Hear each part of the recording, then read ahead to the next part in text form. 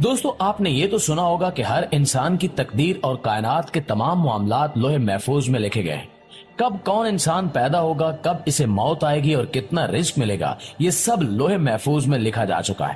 لیکن کیا آپ جانتے ہیں کہ لوح محفوظ ہے کیا، کس جگہ پر موجود ہے، اس میں کیا کچھ لکھا گیا ہے اور لوح محفوظ کو کب بنایا گیا؟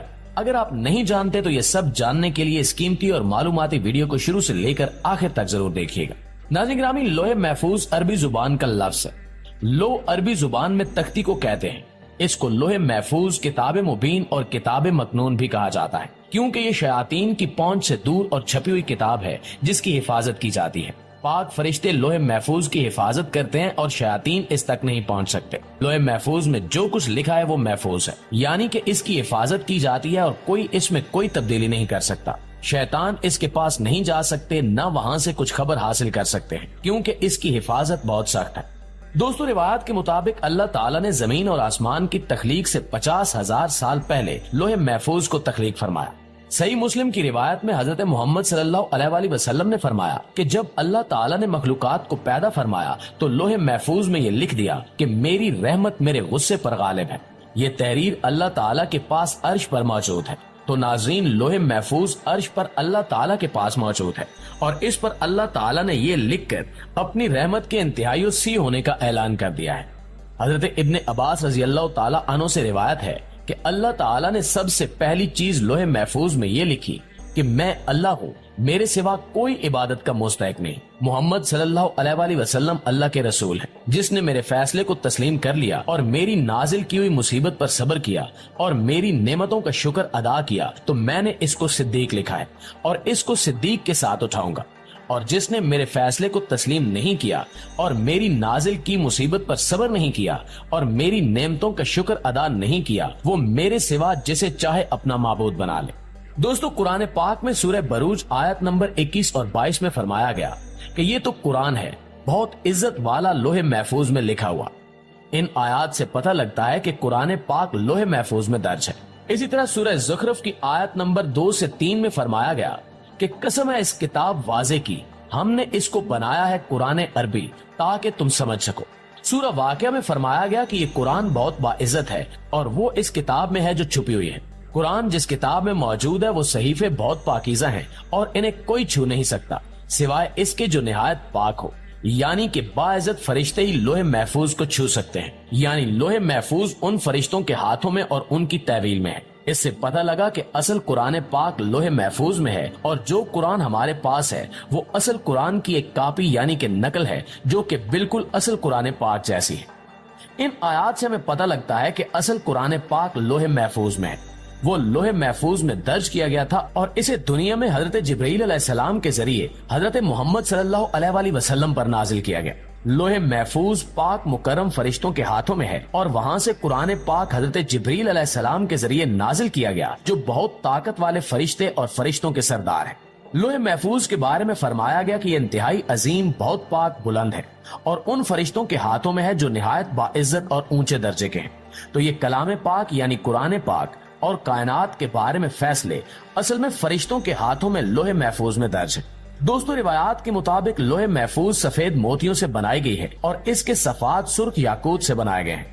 لوح محفوظ کا قلم بھی نور ہے اور اس پر جو تحریر لکھی جاتی ہے وہ بھی نور ہے۔ روایات کے مطابق یہ بھی کہا جاتا ہے کہ لوح محفوظ کی ذمہ داری حضرت اسرافیل علیہ السلام کو دی گئی ہے۔ کائنات کا نظام چلانے والی اللہ تعالیٰ کی ذات ہے۔ اللہ جو چاہتا ہے وہ کرتا ہے۔ اللہ کسی چیز کا ارادہ کر لیتا ہے تو کن کہتا ہے اور وہ ہو جاتا ہے۔ کائنات کے فیصلے اللہ تعالیٰ کرتا ہے اور مخلوق کو ان فیصلوں پر عمل کرنے کے لیے مامور کر دیتا ہے۔ جس طرح وحی پہنچانے کا کام حضرت جبرائیل علیہ السلام کو دیا گیا تھا، اللہ کے حکم سے دنیا میں بارش کا انتظام حضرت میکائیل علیہ السلام سنبھالتے ہیں اور اللہ تعالیٰ کے ایک اور عظیم فرشتے حضرت اسرائیل علیہ السلام روح قبض کرنے کے کام پر مامور کیے گئے ہیں۔ ان کو ملک الموت یعنی موت کا فرشتہ بھی کہا جاتا ہے۔ دوستو، اللہ تعالیٰ کوئی فیصلہ کرتا ہے تو اسے لوح محفوظ میں لکھ دیتا ہے۔ حضرت اسرافیل علیہ السلام اللہ تعالیٰ کی عظمت کے آگے نظریں جھکائے رہتے ہیں، لیکن جب لوح محفوظ پر اللہ تعالیٰ کوئی فیصلہ درج کرتا ہے تو حضرت اسرافیل علیہ السلام اس کی طرف نظر کرتے ہیں اور اللہ تعالیٰ کا حکم فرشتوں تک پہنچاتے ہیں جو اس حکم پر عمل کرتے ہیں، یعنی ان احکام اور فیصلوں کو نافذ کرتے ہیں۔ अल्लाह ताला ने लौह पैदा की और इसके साथ कलम पैदा किया। अक्सर जो लफ्ज लौह कलम कहा जाता है, इससे मुराद यही लौह और कलम होता है जिससे इस लौह पर लिखा गया। जब अल्लाह ताला ने मखलूकात की तकदीरें लौह पर लिखने का फैसला किया तो कलम को हुक्म दिया कि लिख। कलम ने कहा कि या अल्लाह क्या लिखूं? तो अल्लाह ने फरमाया जो कुछ हो चुका है और जो कुछ होने वाला है सब कुछ लिख दे। यानी कि हर इंसान, हर मखलूक और दुनिया में होने वाले हर वाक़े की मुकम्मल तफसील इस लौह में दर्ज है। प्यारे साथियों, अंदाजा कीजिए कि इस किताब लोहे महफूज में कितनी मालूमात है। इसमें वो तमाम तफसीलात मौजूद हैं, हत्ता कि एक पत्ता भी दरख्त से गिरता है तो लोहे महफूज में दर्ज है कि कहाँ किस वक्त वो गिरेगा। इतनी ज्यादा मालूमात इस एक लोहे महफूज में दर्ज है। जदीद टेक्नोलॉजी के साथ इस बात को समझना आसान हो गया है। पहले तो शायद ये बात अकल में ना आ सकती, लेकिन अब जब से कंप्यूटर इजाद हुआ है और इंसान देखता है कि किस तरह छोटी सी डिवाइस में हजारों जीबी डाटा आ जाता है, एक छोटी सी हार्ड डिस्क और यूएसबी में बहुत ज्यादा मालूमात आसानी से जमा की जा सकती हैं, तो अब ये समझना बिल्कुल भी मुश्किल नहीं है कि लोहे महफूज में तमाम कायनात के तमाम मामलात दर्ज किए जा चुके हैं। नाज़रीन गिरामी, कुछ उलमा ये कहते हैं कि लोहे महफूज से मुराद ये है कि लोहे महफूज में जो बातें, जो अहकाम, जो फैसले लिखे गए, इन्हें बदला नहीं जा सकता। और कुछ लोग कहते हैं कि वो तकदीर तब्दील हो सकती है। बहरहाल इसमें इख्तिलाफ है, लेकिन यहाँ एक बात आम है, वो ये कि अगर कोई इंसान इस बात को बुनियाद बनाकर ये कहे कि अगर मेरी जिंदगी की तमाम बातें पहले से लिखी जा चुकी हैं, ये पहले से लिखा जा चुका है कि मैं जिंदगी में क्या कुछ करूंगा, तो मुझे आखिरकार गुनाह और सजा क्यों मिलेगी? मेरे अमाल तो पहले से लिखे जा चुके हैं। तो हमें इस बात को समझने की जरूरत है कि अल्लाह ताला अपने मुकम्मल इल्म से जानता है कि एक इंसान मुस्तकबिल में क्या करेगा।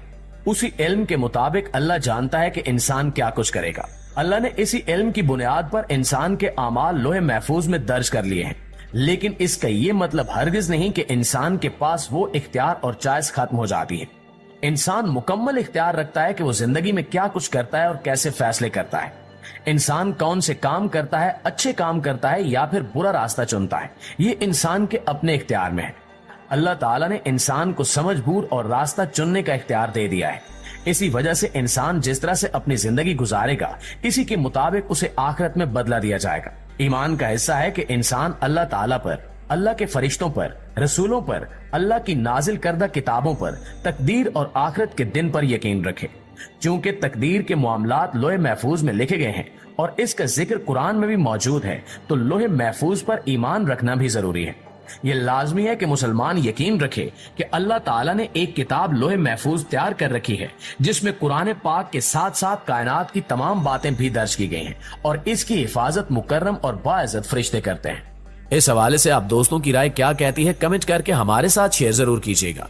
इंशाअल्लाह आपसे मुलाकात होती है अगली वीडियो में। तब तक अपना और अपने प्यारों का ढेर सारा ख्याल रखिए। अल्लाह ने